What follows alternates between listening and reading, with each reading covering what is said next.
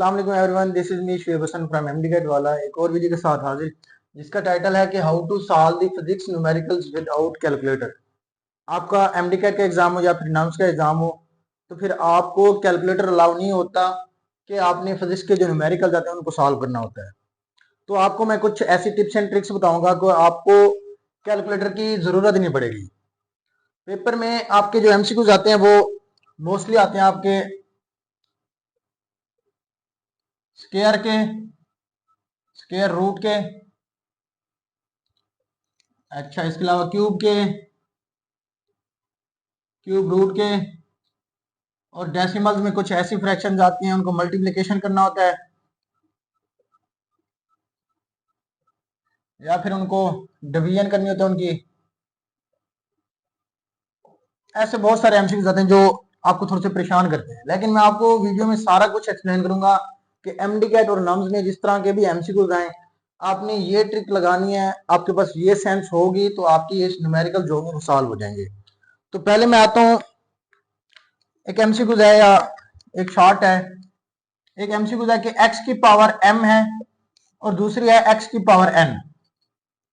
अब इसका क्या आएगा, अब ये है उनकी बेस, ये है उनकी पावर। अब जब कोई भी दो ऐसी वैल्यू दे दिया गया हो कि जिसमें वो आपस में मल्टीप्लाई हो रही हो, और जब मल्टीप्लाई हो रही हो और उनकी बेस सेम हो तो इसका एक सिंपल सा आपने डायरेक्ट ये लिख देना है x की पावर m प्लस n। अब इसकी एग्जांपल मैं आपको बताता हूं। लेट्स सपोज आपके पास एग्जांपल है 3 की पावर 4 डॉट 3 की पावर 5। अब ये बेस इनकी दोनों की सेम है तो ऊपर वाले क्या हो जाएंगे, आपस में एडिशन हो जाएगी, 3 की पावर 4 प्लस 5 हो जाएगी, ये क्या आ जाएगा 3 पावर 9। तो इस तरह के जो भी एमसीक्यूज हैं या जो भी आपकी वैल्यूज इस तरह की सोल्यूशन में आ रही हो, जो आप इसको सॉल्व करने जा रहे हो, ये अगर प्रोसीजर आ रहा हो जिसकी बेस सेम हो और पावर डिफरेंट हो तो आपने ऊपर क्या देना है, बेस सेम रख देना है, ऊपर उनको क्या कर देना है, प्लस कर देना है। इसी तरह अगर आ जाए x की power m divided by x की पावर n, तो इस केस में क्या करना है, तो इस केस में आपने करना है इसको x की पावर m माइनस n। ये लॉग रूल लगता है, जिनकी बेस सेम हो ऊपर जाके ये माइनस हो जाता है, तो ये x की पावर क्या हो जाएगा, m माइनस n। अब मैं इसकी एग्जांपल देता हूं आपको। लेट्स सपोज ये है हमारा 5 की पावर 4 डिवाइडेड बाय 5 की पावर 3, तो ये क्या बन जाएगा 5 की पावर 4 माइनस 3, ये क्या हो जाएगा 5 की पावर 1। तो एक सिंपल आपकी कैलकुलेशन इस तरह की होती है या फिर इस तरह की होती है। थोड़े से टिपिकल जाते हैं जो आपके न्यूमेरिकल्स आते हैं मोस्टली। एक और एग्जांपल लेते हैं, इसको कहते हैं शिफ्टिंग पॉइंट। अब कुछ वैल्यूज ऐसी लंबी दी गई होती हैं जिसको आप 10 रेज टू पावर में लेके आना चाहते हैं, लेकिन आपको थोड़ा सा डिफिकल्ट लगता है, तो मैं आपको बताऊं, एग्जांपल देता हूं आपको। 0.0006 है, एक ये वैल्यू है, एक मैं आपको देता हूं 684.2 और एक ये है। तो इनका बताएं कि आप किसकी 10 रेज पावर कैसे मिले, किस तरह लिखेंगे। आपको दो चीजें याद रखनी है, जब आपने शिफ्टिंग करनी हो इस तरफ लेफ्ट से राइट जाना हो आपने, अगर आपने जाना हो लेफ्ट से राइट शिफ्टिंग कर रहे हैं आप, या फिर आप जा रहे हैं राइट से लेफ्ट, तो आपको कभी आपको 10 रेज टू पावर माइनस में लगाना पड़ेगा तो 10 रेज टू पावर कभी प्लस में लगाना पड़ेगा। इसको आपने ध्यान से सुनना है। जब आप जा रहे हो लेफ्ट से राइट, क्या ये है आपका लेफ्ट और ये है आपका राइट, जब आप इस तरफ जा रहे हो तो आपको क्या करना पड़ेगा, 10 रेज टू पावर माइनस में लेके आना पड़ेगा। अब जब आप इस तरफ आ रहे हैं तो आपको 10 रेज टू पावर प्लस में लेके आना पड़ेगा। अब ये एग्जांपल सॉल्व कर लेते हैं। जो मैंने आपको बताया, जब लेफ्ट से राइट जाए तो हमने माइनस लगाना है, 10 रेज टू पावर माइनस। अब जब राइट से लेफ्ट जाए तो वो आपकी क्या हो जाएगी, 10 रेज टू पावर प्लस में आ जाएगी। तो इसका क्या बनेगा, अब हम जा रहे हैं लेफ्ट से राइट, पावर शिफ्ट करनी ये वाली इस जगह पर है, इस जगह पर 6 के बाद, तो हम इसको शिफ्ट करें तो क्या आएगा 6.7 मल्टीप्लाई बाय, अब जितने भी आपने इस इधर वाले हिस्से काउंट कर लेने हैं, 1 2 3 4 और 5, 10 रेज टू पावर आपने कर देना -5। आप गए हैं लेफ्ट से राइट, जब लेफ्ट से राइट जाए तो मैंने क्या गया आपको 10 रेज टू पावर माइनस में आएगा। अब जब आप राइट से लेफ्ट जाएंगे तो आपका 10 रेज टू पावर प्लस आएगा। अब लेट्स सपोज मैं इसको इधर ले जा रहा हूं, इस जो है आपका पॉइंट डेसिमल है जो आपका, इसको मैं लेके आ रहा हूं इधर, तो ये लेट्स सपोज बन रहा है 6.842 बन गया। अब मल्टीप्लाई अब कितने इनसे जो इशारिया है इसके बाद हमने इधर लेके आए हैं 1 और 2, तो कितने लेके आए 2, जितने भी लेके आए हमने उसको प्लस में लिख देना है, तो प्लस में लिखते नहीं वैसे ऊपर 10⁻² लिख देना है। तो आपने याद रखना है जब भी आपने इसको सॉल्व करना है इस टाइप के एमसीक्यूज में। अब आपका एमसीक्यूज आ जाता है लेट्स सपोज 0.0043 10⁻³ आ जाता है -6 multiply by 33 divided by 6.42 multiply by 10⁻⁴ multiply by 9.8। अब इस टाइप का आपका एमसीक्यू कोई भी आ जाए, पहले आपने इसको डेसिमल को खत्म करना है, ये आपका बेस्ट एवर प्रोसीजर होता है। अब इसको हमने लेफ्ट से राइट लेके जाना, कहां लेके जाना, इधर, तो कितने इनसे हैं 1 2 और 3, तो इसको कैसे लिखेंगे 4.3 क्रॉस 10⁻⁻⁶, ये ऑलरेडी खड़ा है। अब कितने लेके गए हैं 3, तो इसके साथ 10⁻⁻³ कर देना है। अब आगे सेम वही 33 डिवाइडेड बाय, अब हम इसको मजीद नहीं लेके जा सकते क्योंकि ये इजीली सॉल्व हो सकता है 6.42 के साथ, 10⁻⁴ क्रॉस 10⁻⁻ मल्टीप्लाई बाय 9.8। तो आपको मैंने बताया है जब आप जो आपके इशारिया होता है, जो आपका ये डेसिमल पॉइंट होता है ये वाला, ये आपने अगर आप इसको लेफ्ट से राइट लेके जाए तो फिर आपने 10⁻⁻ में लेके जाना है। अगर आप इसको राइट से लेफ्ट लेके जाना तो फिर आपने इसको 10⁻+ करना है। इसके अलावा कुछ और एग्जांपल बताता हूं जिसमें आपकी ये जो पावर्स होती हैं ये एड अप हो रही हैं या फिर इसको आपने माइनस करना है। आपके जो फिजिक्स के न्यूमेरिकल्स मोस्टली आते हैं वो इसी टाइप के आते हैं। आपका क्वेश्चन है कि मैं इसी को ले लेता हूँ 0.0043 क्रॉस 10⁻⁻⁶। अब मैं वैल्यू चेंज करने जा रहा हूँ, क्रॉस 3.21 मल्टीप्लाई बाय 10⁻⁴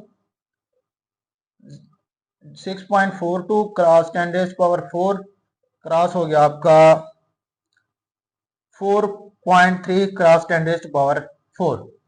अब मैंने आपको एक सिंपल सी वैल्यू दी है, आपने इसको थोड़ा सा सॉल्व कर लें फटाफट, जो मैंने आपको ट्रिक बताई है वो सॉल्व करनी है, लगानी है।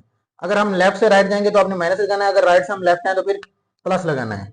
सॉल्व कर लिया तो मैं आपको बताऊँ, इसका आएगा 4.3, अब कितना लेके जा रहे हैं 3 पॉइंट्स इधर, तो ये आ जाएगा 4.3 मल्टीप्लाई बाय 10⁻⁻⁶ जो ऑलरेडी खड़ा, पहले वो लिख दें क्रॉस, अब कितने लेके गए 1 2 3 10⁻⁻3, अब 3.21 ओवर 6.42 क्रॉस 10⁻⁴ 4.3 क्रॉस 10⁻⁴। अब पहला प्रोसीजर ये है। अब दूसरा प्रोसीजर ये है जो 10⁻⁴ वाली वैल्यूज है उनको इकट्ठा कर लो। अब मैं आपको स्टेप बाय स्टेप समझा रहा हूं, आपने इसी तरह करने लग जाना, आपको मैं स्टेप बाय स्टेप समझाऊंगा, इसके बाद आपको मैं डायरेक्ट भी समझाऊंगा कि किस तरह आपने सॉल्व करना है। अब मैं इसको सॉल्व कर रहा हूं 4.3 क्रॉस ये 3.21 डिवाइडेड बाय 6.42 क्रॉस 3.4। अब हमारे 10⁻⁻⁶ भी रह गया है, 10⁻⁻3 भी रह गया, अब 10⁻⁴ ये भी रह गया और 10⁻⁴ ये भी रह गया। तो इनको जो मैंने आपको बताया था जिनकी बेस सेम हो तो आपने उसको एडअप कर लेना है ऊपर वाले वैल्यूज को, अगर जो नीचे हो इनको भी ऊपर जब लेके जाएंगे इनको हम माइनस कर देंगे। अब देखें इसका, अब 10⁻⁻ क्या है -6 है, इसको वैसे लिख दो, सबको इकट्ठा कर दो 10⁻⁻⁶। अब ये कितने 10⁻⁻3, ये हो गया 10⁻⁻3।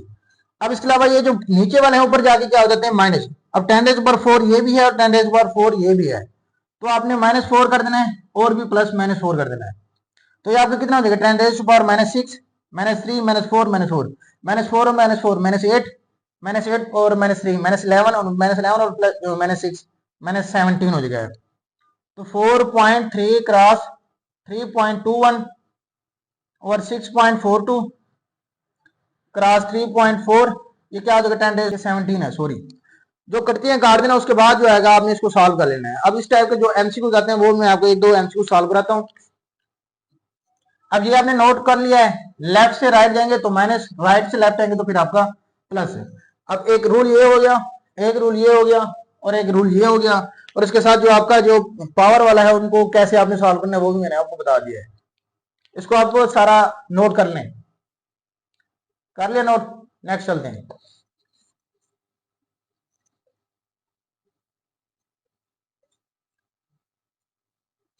अच्छा, तो फिर आपको फिजिक्स के न्यूमेरिकल्स में जो आपको सबसे ज्यादा जरूरत होती है वो मैंने आपको फर्स्ट ऑफ ऑल बता दिया। इसके बाद जो आपको जरूरत होती है, आपको स्क्वायर की वैल्यूज याद होनी चाहिए। अब ये नहीं है कि आपसे वो 25 का स्क्वायर पूछे, अगर क्वेश्चन में ऐसा आ रहा है 25 का आपने स्क्वायर लेना है तो आपने इसको 25 मल्टीप्लाई बाय 25 करने नहीं बैठ जाना। आपको एटलीस्ट 2 से लेकर 25 तक इसके स्क्वायर याद होने चाहिए। लेट्स सपोज 2 का स्क्वायर क्या हुआ 4, 3 का स्क्वायर क्या हुआ 9, 4 का स्क्वायर क्या हुआ 16, 5 का स्क्वायर क्या हुआ 25, 6 का स्क्वायर क्या हुआ 36, 7 का स्क्वायर 49, 8 का स्क्वायर 64। इसी तरह आपको 25 तक के स्क्वायर आपको याद होने चाहिए। अब 25 का स्क्वायर क्या होता है 625। इस तरह आपको इनके स्क्वायर्स भी याद होने चाहिए। जब आपको स्क्वायर याद होंगे आप इसकी स्क्वायर रूट भी आसानी से ले सकते हैं। अब स्क्वायर रूट की एग्जांपल मैं आपको बताऊं। अब लेट्स सपोज आपसे पूछता है कि 54 है, क्वेश्चन में ऐसा आ रहा है, इसका आपने लेना है स्क्वायर रूट। अब आप इसको स्टेप बाय स्टेप ये नहीं करेंगे 7 इधर है, अगर लेट्स सपोज इसका 7 वाला टेबल जाता है या 8 वाला जाता है, आपने माइंड में कंफ्यूज नहीं होना। आपको जब इसकी स्क्वायर्स की वैल्यू याद होंगी आप स्क्वायर रूट भी इसका इजीली ले सकते हैं। अब मैं आपको बताऊं 7 का स्क्वायर क्या होता है 49। अब 8 का स्क्वायर क्या होता है 64। अब हमारा है इधर 54। आपकी जो फिजिक्स के न्यूमेरिकल्स आते हैं उसमें एग्जैक्ट वैल्यूज नहीं देखी जाती, आपकी अप्रोक्सीमेटली जो वैल्यूज होते हैं वो देखी जाती हैं। अब हमारा 7 का स्क्वायर लें तो हमारा आता है 49, 8 का स्क्वायर लें तो आता है हमारा 64। तो हमें पता है 49 और 64 के दरमियान दरमियान ये 54 लाइज कर रहा है। अब ये 54 लाइज कर रहा है तो हमें पता है कि ये 7 पॉइंट समथिंग आएगा। अब समथिंग कैसे आएगा, ये कैसे एक्सप्लेन करना पड़ेगा, ये कैसे आपको पता लगेगा। अब देखें 49 है 49, 49 और 54 में कितना आ रहा है 5 का। अब इसी तरह ये 64 है। अब 54 से 64 तक आपको कितना फर्क आ रहा है। अब लेट्स सपोज ये आ रहा है 10 का। तो आपने ये देखना है कि 49 और 64 तक मोस्ट आते हैं आपके 15। आपको पता है 15 का हाफ क्या हो गया 7.5। अब अगर 49 के बाद 7.5 होता, 49 प्लस 75 7.5 कितना होता है आपका हो गया 49 प्लस 7 पॉइंट, अगर आपका होता है ये 56 तो आपको पता है ये आ जाता है एग्जैक्ट आपका 7.5 इसका। अब ये 56 में 54 है यानी कि उससे कम है, तो आपको ये अंदाजा हो जाएगा ये 7.4 समथिंग आ सकता है। तो आपको ऑलमोस्ट अप्रोक्सीमेटली वैल्यूज की तरफ जाना है ना कि एग्जैक्ट वैल्यूज की तरफ। तो आपको स्क्वायर का भी पता होना चाहिए, इसका स्क्वायर रूट का भी पता होना चाहिए, इसी तरह आपको क्यूब का भी पता होना चाहिए।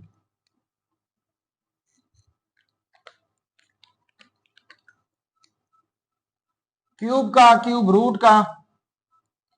अब लेट्स सपोज 3 का क्यूब क्या होता है 27।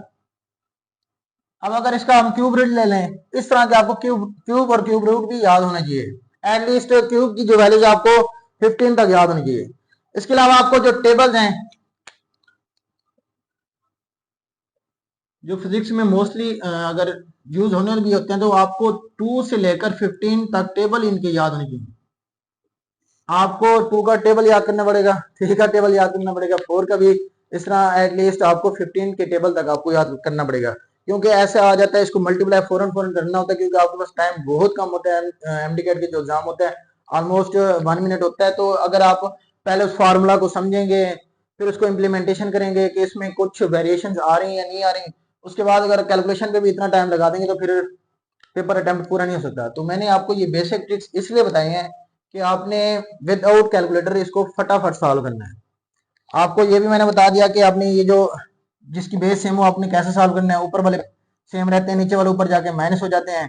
और मैंने आपको ये भी बता दिया अगर दो बेसिस आपस में मल्टीप्लाई हो रही हैं, अगर बेसिस आपस में डिवाइड हो रही हैं, आपको स्क्वायर का पता होना चाहिए, स्क्वायर रूट का पता होना चाहिए, एडिशन मल्टीप्लिकेशन डिवीजन ये सारे रूल्स पता होने चाहिए। और लॉग के कुछ वैल्यूज हैं जो हमारी केमिस्ट्री में यूज होते हैं, वो log 1, log 2, log 0, log 10। आप इनकी वैल्यू भी आप याद कर लें, जरूरत नहीं पड़ेगी कि आप इसको यूज करें। तो आपने फटाफट से ऐसे एमसीक्यू सॉल्व करने हैं, तो ऐसे एमसीक्यू आप जाके अपने जो प्रैक्टिस बुक है वहां से सॉल्व कीजिए। एटलीस्ट हर चैप्टर के 200 प्लस एमसीक्यू सॉल्व करेंगे तो आपकी इतनी प्रैक्टिस हो जाएगी कि आपके सामने जो भी एमसीक्यू आएगा आप फौरन से उसकी कैलकुलेशन माइंड में भी कर लेंगे। तो अपना ख्याल रखिए, मिलते हैं नेक्स्ट वीडियो में। अगर आपको कोई क्वेश्चन है फिजिक्स के न्यूमेरिकल के अलावा या केमिस्ट्री के न्यूमेरिकल के अलावा कोई भी क्वेश्चन हो, एनीवन किसी भी सब्जेक्ट के लिहाज से आपको कोई प्रॉब्लम आ रही है तो हमें कमेंट में जरूर बताइएगा। इंशाल्लाह हमारी टीम आपके साथ जरूर कांटेक्ट करेगी और आपको प्रॉपर रिस्पॉन्स मिलेगा। Thank you, Allah Hafiz.